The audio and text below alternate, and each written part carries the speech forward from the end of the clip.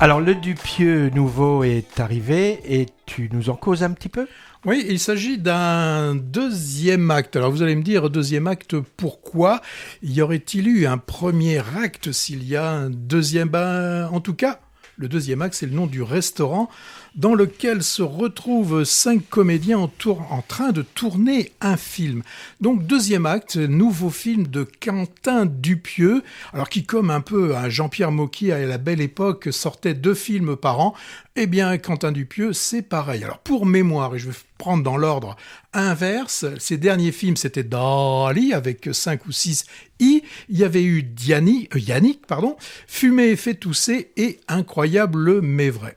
Alors, là, il y a eu quand même une certaine reconnaissance par le métier pour le réalisateur iconoclaste, qu'est Quentin Dupieux. Et par le public aussi, d'ailleurs. Oui, parce qu'il a été choisi pour assurer l'ouverture du dernier festival de Cannes. Alors quand on voyait le film annonce, ça nous disait pas grand-chose sur le contenu, puisque le film annonce, on s'en souvient, nous proposait de suivre les 5 acteurs, là, dans un grand travelling, on les voyait en train de marcher, qui revendiquaient tous être le héros du film, sans rien nous dire de plus.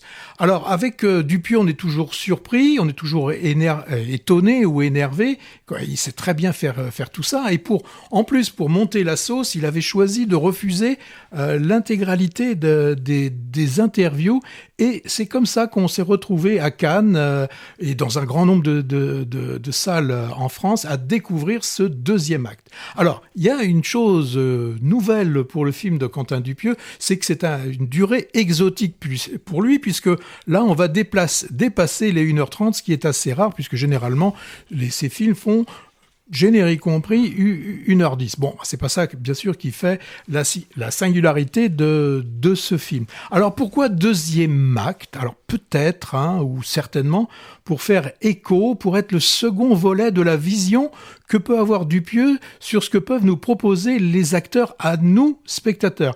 Alors, le premier acte aurait pu être, et peut-être Yannick. Alors, souvenez-vous aussi, un film dans lequel, nous, en tant que spectateurs, nous étions donc spectateurs d'une représentation théâtrale où un certain Yannick revendiquait le droit d'avoir son mot à dire sur le contenu de la pièce qu'on lui proposait. Le Yannick, c'était Raphaël Quenard, alors que l'on voit beaucoup, alors certains même diront que l'on voit beaucoup trop souvent dans les films. Alors entre parenthèses, il était excellent dans Le Chien de la Casse, un peu énervant déjà dans Les Trois Fantastiques. Bon, là je m'égare une fois de plus. Alors de spectateur passif, il devenait terroriste un peu, en imposant aux acteurs sa pièce et sa mise en scène. Dans ce deuxième acte, moi ce que j'y ai vu, c'est plutôt le monde du cinéma et l'arrivée d'un nouveau terroriste qui va imposer sa vision, la vision qu'il a de ce que doit être le cinéma, et ce nouvel acteur qui risque, je le pense, de devenir incontournable, même s'il pour le moment, il n'en est qu'à ses balbutiements. Je veux parler, et là vous êtes tous attentifs, que va-t-il dire ? Eh bien, je vais vous parler de l'intelligence artificielle que l'on voit apparaître alors sur une tablette tenue par un assistant réalisateur. Et là, on a cette intelligence artificielle qui dicte ce que doit être le scénario, ce que doivent être les jeux des acteurs. Et cette intelligence artificielle est capable de vous noter, alors d'avoir aucun état d'âme à juger votre interprétation et vous mettre quasiment à l'amende si vous n'avez pas respecté ce qu'elle IA avait décidé. Alors j'ai bien aimé aussi cette représentation de l'IA qu'on voit sur un micro ordinateur portable, et il est amené, c'est vraiment le cas de le dire, il est amené sur un plateau, un vrai plateau en argent, sur un plateau de cinéma. J'ai trouvé cette image assez intéressante. Alors, pour nous faire passer son idée, j'ai trouvé que Dupieux était assez fort. Il nous propose donc de suivre les acteurs et actrices, je les ai pas nommés. Il y a Quenard, Raphaël Quenard, il y a Louis Garrel, il y a Léa Seydoux et Vincent Lindon. Donc ils sont dans un tournage dans un restaurant improbable, alors une type un peu resto-route ou dîner américain, enfin plutôt motel américain, enfin un truc vraiment improbable, assez minable, avec une photographie d'ailleurs assez pisseuse, assez jaunâtre. Et là, Dupieux va mélanger adroitement les moments où les acteurs jouent les scènes du scénario qui est tourné et leur réaction d'acteur face à ce scénario. Scénario assez minable, il faut bien le reconnaître, une sorte de marivaudage boulevardier, enfin une sorte de gloubi-goubla, enfin pas très aussi inintéressant que ce qu'il justement il y avait dans le film Yannick. Alors, c'est ce qu'on appelle une mise en abîme, c'est le mot que l'on utilise, ou plus prosaïquement, film dans le film, ce qui est assez courant ces derniers temps. Alors moi, ce que j'en retiens, il y a un jeu des acteurs qui sont capables d'une certaine autodérision, comme Vincent Lindon qui reconnaît, et c'est lui qui le dit dans le film, parler beaucoup trop, et c'est vrai, et on va le découvrir sous un autre jour en fin de film, et je vous en dis pas plus. Il y a une plaisanterie sur ses tics aussi. Oui, et aussi, on va découvrir un acteur de second plan qui pense, lui, être arrivé dans le Sénat, qui pense être arrivé dans le cercle des acteurs, et qui devra déchanter, et c'est Manuel Guillot.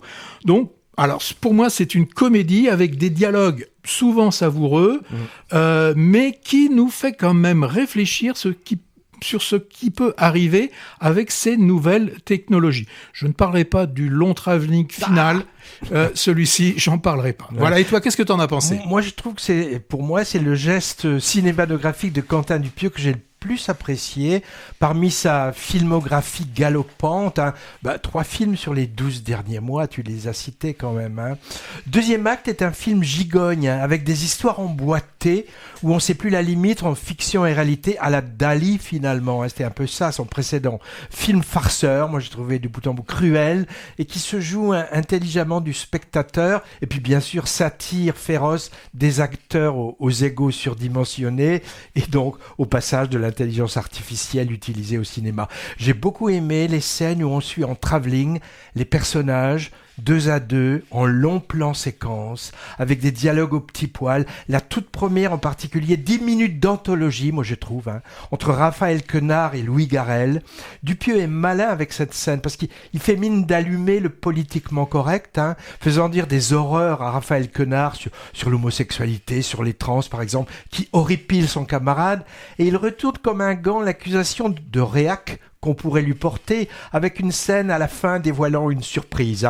À plus, tu as remarqué, Patrick, un hommage, alors je ne sais pas s'il est sincère ou ironique, je ne sais pas, au metteur en scène Paul Thomas Anderson, puisque à un moment, il y a un acteur qui dit « Ah, il veut absolument jouer dans un film de Paul Thomas Anderson ». On peut parler de cinéma méta, par contre, alors, ce qui est méta et en effet un peu poussif, c'est la scène finale. Sans la dévoiler, moi je dis rien. C'est une redondance, on va dire clin d'œil, sur une technique de cinéma, et ça paraît interminable. Avec en plus une bande musicale particulièrement ringarde, genre que semble affectionner Quentin Dupieux, qui est pourtant musicien à l'origine. On dirait qu'il fait semblant d'avoir une lumière merdique et des chansons merdiques dans ses films, peut-être.